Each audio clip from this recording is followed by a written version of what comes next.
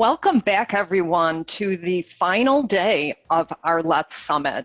We hope that you've been enjoying all the Let's sessions that we've brought you over the last few days. We're really very grateful that you've chosen to spend some time with us this week. As always, we want to take a minute to thank our ACT sponsors for helping us provide our great content that we've been able to bring to you free of charge. So we thank them so much for their generosity. Now I'd like to turn it over to Ron Berg, ACT's Executive Director, to kick off the discussion. So Ron, take it away. Thank you, Jenny. I'm really excited for this discussion with these ACT member technology providers, Jess Lipson of Levitate, Doug Moore of Vertafore, Brent Shepard of Xanatech. This is going to be a great session to kind of wrap our ACT and Let's virtual summit. We're going to get into some of their thoughts, their insights, their experiences as they've gone through not only their full journey as technology providers, but also during this time as our industry goes through its genesis. So looking forward to the discussion greatly. Again, I'd like to introduce each of these panelists, Jesse, Doug, and Brent. But first, let's give them a couple seconds to introduce themselves, talk a little bit about more about themselves and their company. So, Jess, let's start with you. Appreciate you putting this together, and thanks for being here. So I'm the founder and CEO of Levitate, and we are a software solution that helps independent insurance agents do a better job of keeping in touch and staying top of mind with customers, prospects, and referral sources in a more authentic and personal way than a traditional kind of mass blast marketing solution. I lead our industry relations and partnerships at Vertafore. So what that means is I get the honor of working with ACT, Invest, other industry organizations like ID Federation, kind of looking at how technology can impact our industry for the independent agent in a positive way. So really, really excited to be here, and I think this is going to be a great session, Ron. I'm the founder and president of Xanatech. And I like to say I'm a former insurance agent who had more fun playing with computers than selling insurance. And that's kind of how I got to the technology side of things. We have a couple of products. We're an agency management vendor. We have IMS4, and we're about to release our next generation of software called Connect. So that's what we do here. We're in a hybrid world now. You each had charted a course coming into this year. You had your strategies and down to the tactics on what you were going to execute on this year. Could you each talk a little bit about how your business service and support models have changed, and maybe how you were able to leverage what you had in place, including maybe some unexpected implementations that you could leverage? Doug, I'm going to toss it over to you first on that. Yeah, thanks, Ron. So Vertafore's a business of around 2,000 employees. So when the changes hit earlier this year, we had to quickly put in place our business continuity plan. And most businesses have a plan in case of natural disaster. In this case, we were dealt a hand that I don't think any of us expected to happen in 2020. But a couple areas we really had to change very quickly. Number one, we service all aspects of the independent agent channel, from the top 100 brokers down to Main Street agencies that are 2-3 person shops. So a lot of our larger customers, we have an engagement model where we service them in person. They expect us to show up at their office, whether it's Brown and Brown in Daytona, BB&T in Charlotte.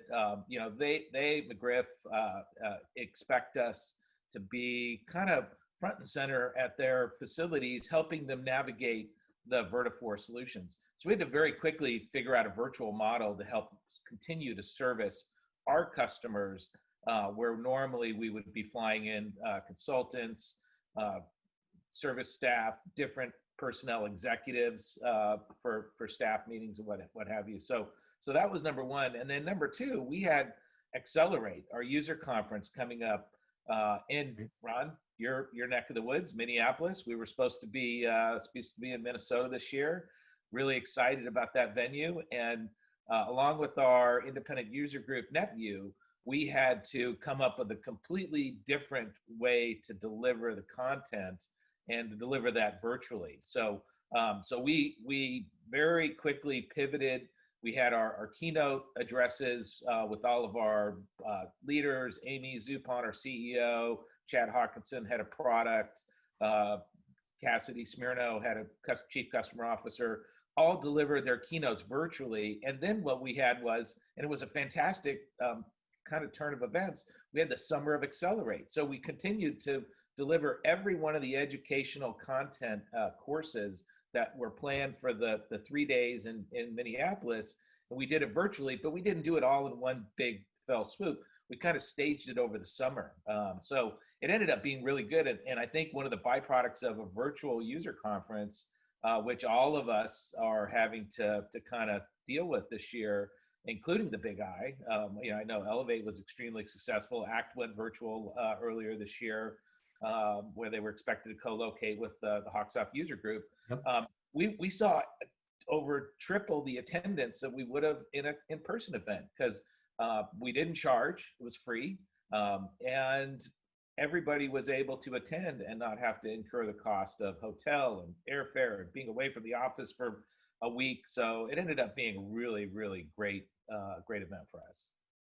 And it'll be interesting, I think, Doug and everyone, to see how that hybrid model looks going into the next year. I think a lot of us are hungry for that personal interaction once it's safe to do so. But yeah, there's certainly, as you said, a lot of positive byproducts that have come out of that for us as well. So Jess, from your standpoint, could you talk a little bit about your sales and support models and how that had to change and what you could leverage? Share that with us, please.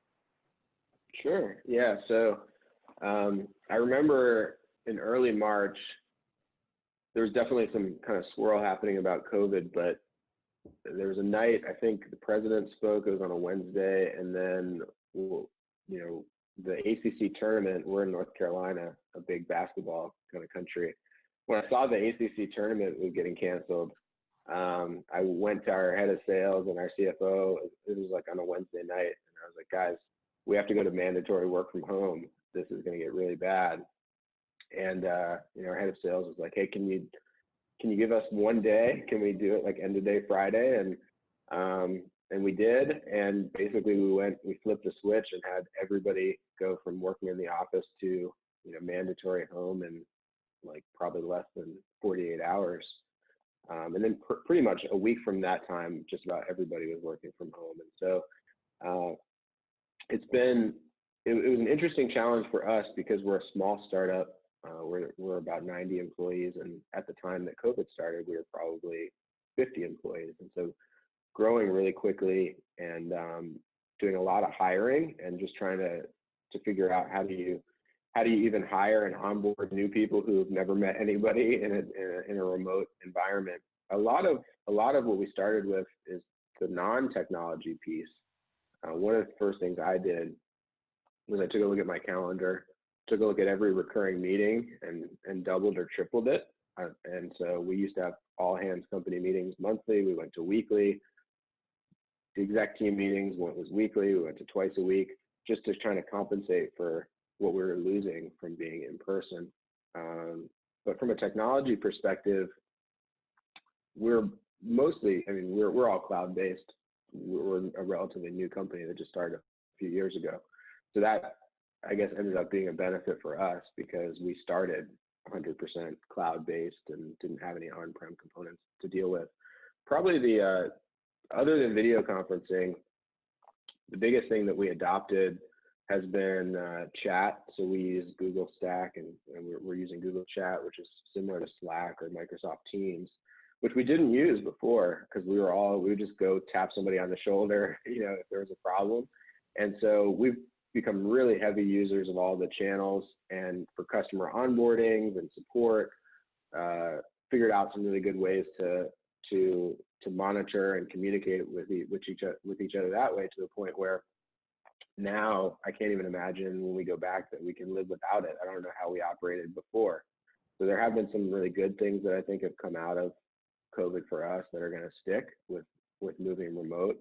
And most of it has been using existing tools we had, and then, you know, with the exception of a couple of things like chat. So we already had voice over IP, phone, and things like that already in place.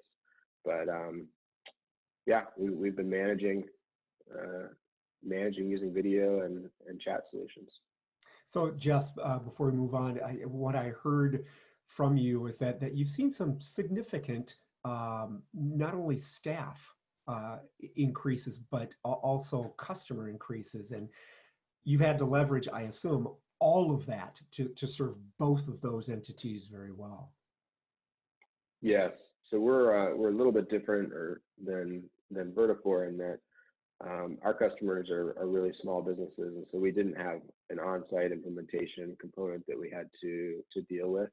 But we have grown, so we're about double the size that we were when COVID started from a customer perspective.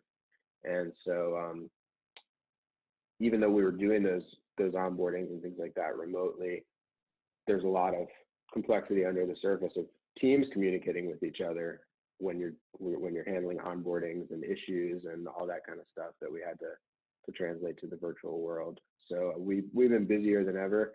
As you can imagine, a lot of customers want to keep in touch and communicate. So existing customers, and so volume, you know, really skyrocketed for us. And that adds another layer, I guess, of challenge when first you're trying to just get everybody working remotely and, right, you know, figure out how to communicate and do metrics, but then also dealing with the influx of demand. Thanks, Jess.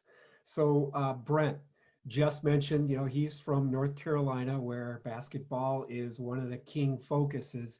You're from an area of Indiana where, yeah, they play a little bit of ball, a little bit of football, a little bit of basketball, sports overall. But really, maybe your experiences being there might be a bit different, but the same from the charting your course coming into the year and what you've had to pivot to. So could you share just a little bit about what you had to do to enable your support and customer base, and what you found for kind of synergies to make that happen? Yeah, so Ron is referring to our offices located in South Bend, Indiana. So you can either cheer or groan because it's the home of Notre Dame, which is really weird seeing Notre Dame with only 10,000 people in the stadium right now. And it's one of those things, I drive by the campus every day and can almost see the dome from my office. But yeah, I think we experienced a lot of the same challenges that everybody else did. I'm happy to say that our disaster plan actually worked. It's one of those things that you talk about and you think about, but I don't think anybody ever really thought about putting the word pandemic in their disaster plan. I know it wasn't in ours. And here in Indiana, everything happened extremely quickly, kind of like Jess. Somewhere over the weekend, the governor made a statement that we're going to shut down everything. That might have been on Saturday night or Sunday. So everybody came to work on Monday. We had a company meeting by 8:30. Everybody went home. And also the challenges of adding new people. We had a new tech support person starting that morning as well. And we still have a new salesperson in New York that has never been to our office yet, because she started just before COVID. But I'm happy to say that our plan actually worked. We went 100% remote on that Monday. And by Monday afternoon, our tech support calls doubled in just a matter of hours, and it stayed really strong for 2 weeks. It was quite challenging. Everybody was on the phone that wasn't normally on the phone, but it was great because the technology worked. Voice over IP is awesome. We had customers calling us that they didn't even know our office had been closed. In fact, I would answer the phone and it would have been a transfer from the front desk, and they were like, "Oh, so you're in the office?" I'm like, "Actually, I was the only one in here in the office because it was empty. I chose to come here and be in peace and quiet, and it was awesome." but everybody else was here or was not here and working at home, and it worked out really well. I think the key thing there is our pre-planning, because we had everything in place, but we just had never fully tested it. Because on Wednesday of that same week, we were going to test. It was a scheduled company-wide work at home. So we had our plans not fully tested, but it went real time real quick. So other things are a little bit different here. I think in Indiana, we opened up much quicker than a lot of the other areas. So we were able to return to work within 2 months. And so everybody's been back for a long time, other than, of course, our offsite workers that haven't been able to travel to the office at all. But it was a challenge, but it was kind of a neat challenge, and to see that everything worked that you've been working for or planning for in a long time. So I think that the newer technology is kind of like what Jess was mentioning, being able to use VoIP, being able to use some of the cloud systems gave us a big leg up in being able to be ready for the change.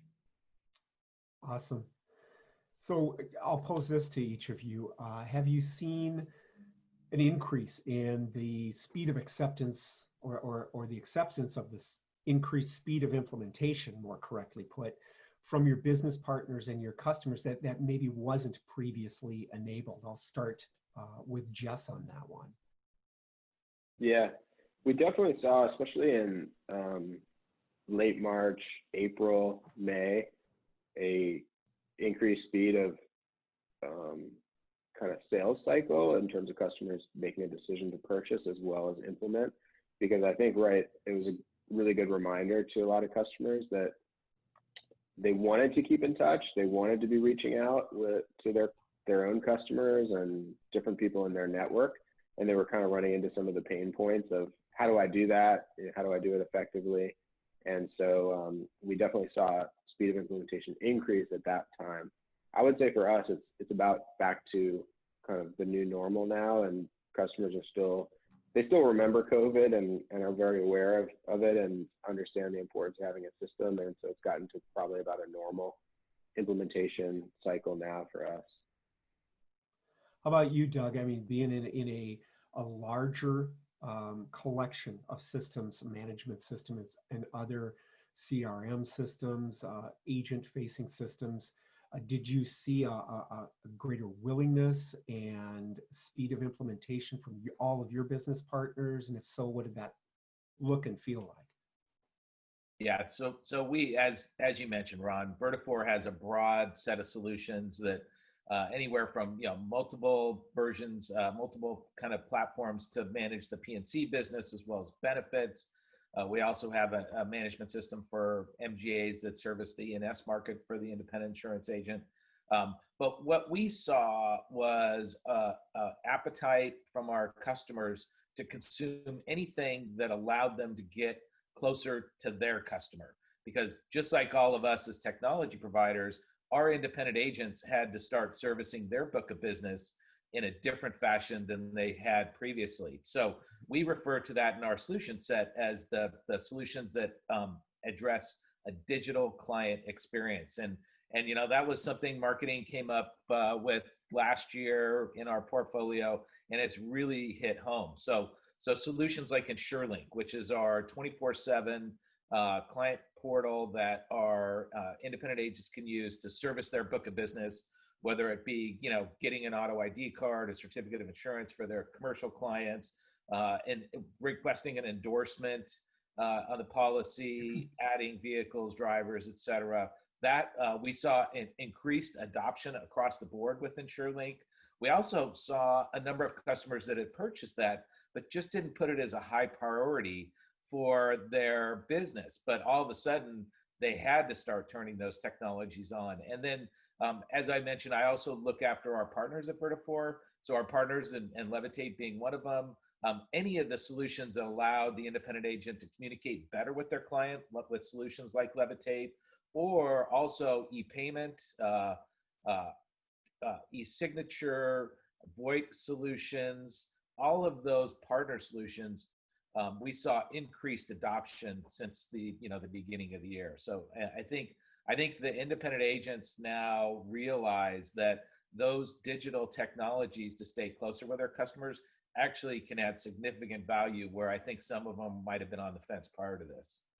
So weird is things that you all and we all collectively have been kind of trumpeting for a while: e-signature, e-payments, the ease of doing business through the digital experience. All of a sudden that they're like, yeah, okay, we're on board now. And that's nothing against anyone, but it does kind of highlight what's been forced as a collective mindset through this. So Brent, from your standpoint, is it more interaction style resources? Is it large scale? Is it small scale? What's the focus been for you? Yeah, I think I mentioned our calls almost doubled in that 2-week period. And I think it was people taking advantage of some of the technology that already existed in their management system that they either didn't know about or didn't know how to use. So texting, for example, we saw a lot of people, excuse me, asking for special reports because they wanted to kind of plan ahead for their upcoming renewals much differently, and or contacting those customers much differently than they had in the past. So yeah, I think not necessarily the big items, but a lot of the smaller items. So maybe a little better utilization of what they had. Okay, all right. And Ron, just to go ahead. Go ahead, sorry, Josh. I was just going to add to the point that you made, which is, I think that what's happened with COVID is just it's accelerated trends that were already happening. So you mentioned that you and others have talked to people in ACT and independent insurance agents about things like e-signature, e-payment, customer communication. And I think what's happened is these trends were going to evolve anyway. And if you look 5 years from now, 10 years from now at the modern independent insurance agency, a lot of these tools are going to be very ingrained. And what's happened is it just compressed that time frame, and people are looking at it in the next 6 to 12 months versus the next 6 to 12 years. So that's kind of what we've noticed. That's a great point, Jess. I think it's reset our mindsets on what some leaders were saying. Hey, the hockey stick is accelerating. This has really bent it up. Brent, you were kind of talking about some of the texting and other services. What other, do you have any other forward-looking or existing tools you think are valuable for our agency partners to leverage that can kind of address that emerging hybrid distribution that we're going into? Like, what things you're using for communications and project management? Yeah, I kind of mentioned too, I think one of the things is that a lot of our agents in the ACT world are kind of more like the cutting edge or bleeding edge. And I think this whole COVID thing may bring along some of those agencies that are kind of lagging behind in technology. One of the things that we've been using and started using probably about last June or July was Microsoft Teams. And great technology because it allowed us to do all our communication. If you send a meeting invite through Outlook, it will also give you the Teams link that you can click on to just automatically open your camera or your phone or however you want to do it. Right. The other thing that we see nice is other carriers or companies that use Teams integrates automatically with us. So I was talking with a carrier the other day, and instead of having to find a phone number or do all that stuff, I'm able to just click the Teams link and connect to them directly through Teams. So there's a lot of different things out there, but Teams has been a big help for our office. And I think many people may agree that, you heard about Teams last year, maybe this time. Some people were using it. Many were looking at it. I know in the Big I, we were talking about moving to Teams. It just wasn't something that we had really fully committed to. So that's absolutely, and that's not the only platform, obviously, but using those collaboration systems that integrate really yields benefits. Doug, anything along those lines from your standpoint, internal to Vertafore or with your clients?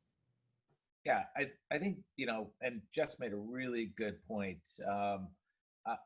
This has really changed the mindset of a lot of the independent agents, especially the smaller shops. And, it's hard to generalize when we're talking about the independent agent market because you've got, large businesses with huge resources. In many cases, those businesses, the larger businesses in our independent agent ecosystem, have already adopted a lot of technologies. And kind of testing the waters even with new technologies. But what we've seen is that the small business owner that felt like he or she had to have a personal relationship with their clients, and technology got in the way of that relationship, they now see how technology can augment that relationship. And I think that's as Jess said, kind of the new normal for the independent agent.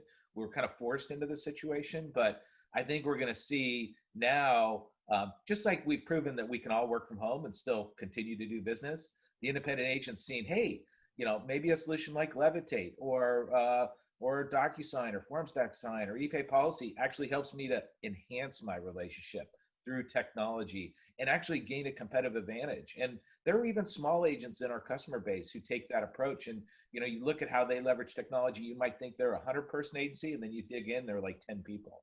And they're using that technology to look like a bigger business to their policyholders. And we all know that Google search or web search is the first touch point for most looking for an agent to write home, auto, or commercial. But I will say, just internally from Vertafore, the new technology that we've seen start to come to the commercial insurance side over the last few years is automating accord forms, entry of application information, carrier supplementals, and then pushing that through the whole commercial submission process. And ultimately, and what's really exciting is the carriers are now in a position where they can bring back real-time rates, much like we have in the personal lines, personal auto and home space, where I can go get a BOP policy or a work comp policy or GL, get a real-time rate back from the carrier, and then include that as part of the submission process to cut down on the long time cycle that we typically see when writing commercial insurance. So we have a new module that we've just introduced, commercial submissions, that we're really excited about, and it brings together our carrier relationships, what we've done over the years with different data entry forms, and streamlining that whole process. And I think that's going to be pretty exciting as we see that get adopted throughout our industry. And there's no doubt that commercial, certainly small commercial, has turned into a hotbed for innovation needed. And there's a lot of integrations going on, APIs being enabled around that. So absolutely spot on there. And ACT, Ron, you have been carrying that flag for as long as I've been at Vertafore. So again, it's nice to see that some of that great work that ACT and the committees have been doing on small commercial to automate that process is coming to reality. And it's the combined mindset and power and insights of our carrier, vendor, agent partners that help to bring that to the fore. So thank you, Doug. So kind of rounding the clubhouse turn here, I was going to say, as we look into our crystal balls, I think 2020 and the term 2020 as it's being applied has kind of thrown out accurate predictions based on what we thought in 2019 going into 2020, but certainly has helped us in a way kind of hone the way we look at where we strategize, where we create strategic roadmaps for the future. So taking into consideration what customers and consumers are going to be demanding from ease of doing business, where do you see our industry needing to be this time next year or within 2 years? Jess, I'll toss it to you first on this. Yeah, I think to the point that Doug made, as well as Brent, there's going to be a big drive toward client-facing technologies and voice over IP, e-signature, e-payment, client communication tools. I think are going to be client portals. I think are going to be kind of a big emphasis over a period of years. And one other point I wanted to throw in, I know we chatted about this a little bit in the pre-show, is data and data hygiene, and just kind of a plug for everybody listening. I think now that we are doing these great partner integrations with systems like ours, with agency management systems and so on, and I think it's actually kind of brought the magnifying glass up to the data, where there's all kinds of data that's been just hidden away. And when you're doing mostly offline processes and doing things more manually, you kind of can just remember and work around and not mark off certain things on clients. And then now when you are trying to digitize and make that data available to the outside world, we're seeing a challenge, I think, with customers saying, wait a minute, I need to go do some data cleansing. And I think that is going to be the number one gating factor that agencies really need to solve over the next 12 months is just, and maybe if things are a little bit slower right now, business-wise, with especially, commercial business and other things on the policy perspective, is to take some time and really get that data correct, because that's going to be an enabling factor for all the innovation that is going to be possible over the upcoming years. Well said. Brent, I know that a focus on data has been close to your heart for a while. Did you echo that with the data hygiene, exposing shareable data, the focus on the need for insights? Is that ringing true for you? Yeah, absolutely. I think when we're talking about APIs, we're doing a lot more integrations with other systems, and that's kind of working throughout the industry. And we recently had a customer call and complain because they had done an integration with one of our partners. We sent the data, and their customer actually got a birthday card for a dead spouse. So, of course it was our fault because we sent the data, but upon looking at it, we found out that contact or the spouse was still active within the system. So it's becoming more and more crucial as we get out of our own system and go to others that the data is clean, because little things like that, it's kind of a black eye for the agency. It makes them look like they're not taking care of their customers the way they should. Excellent. And absolutely true. And really interesting example you shared there. That does give a black eye. That's a good way to put it. Doug, what do you want to share from that end? Where you feel we need to be, will need to be a year from now or two. What are your thoughts? Yeah, I'll echo what Jess and Brent said about data, and I'll just bring into the conversation, and Ron, you mentioned it briefly, our carrier partners. Our carrier partners are key to clean data. And, if I think about some of the other committees that ACT spearheads, commercial downloads, we've had that conversation for many years. The adoption is still fairly low within our agent community of actually consuming the carrier commercial downloads that are available today. But I would also argue that, maybe we need to be rethinking as an industry how we approach the whole problem of getting data from a carrier to the independent agent. The download technology is 50 years old, 40, it's been around for a long time. Oh, yeah. And the APIs that are being enabled today between the carrier systems, and one of the big transformations is the carriers are upgrading their backend systems to be able to accommodate these real-time APIs. So I think as an industry, we need to start thinking about driving real-time connectivity between the carriers, independent agents, and then, obviously the agency management system vendors like Xanatech, Vertafore would enable those real-time connections. And those conversations are happening in the industry right now, but I think, we as stewards of the technology for our independent agents need to drive that even faster. Well said. I think you're spot on in that our carrier partners have been for a number of years really focused on updating their back-end systems, bringing their legacy systems into the modern times, and often partnering on large conversions, Guidewire and others. I want to thank you each for a great session. Brent, Doug, and Jess, we really appreciate your time and insights. This session, to those listening, is just an example of the discussions that we hold within ACT in our work groups.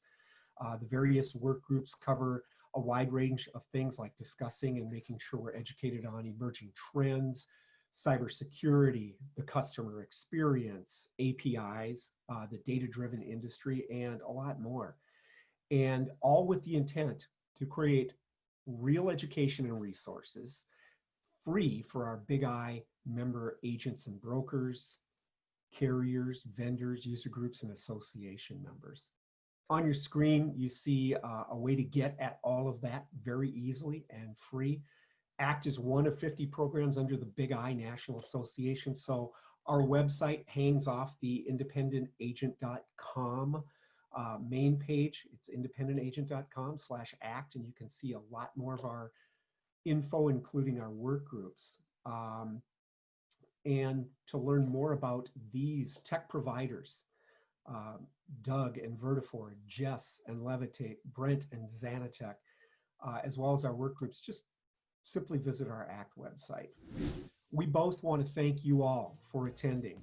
This session effectively wraps up our ACT content for the summit, as well as the overall Let's virtual summit, which included Young Agents Education and ACT.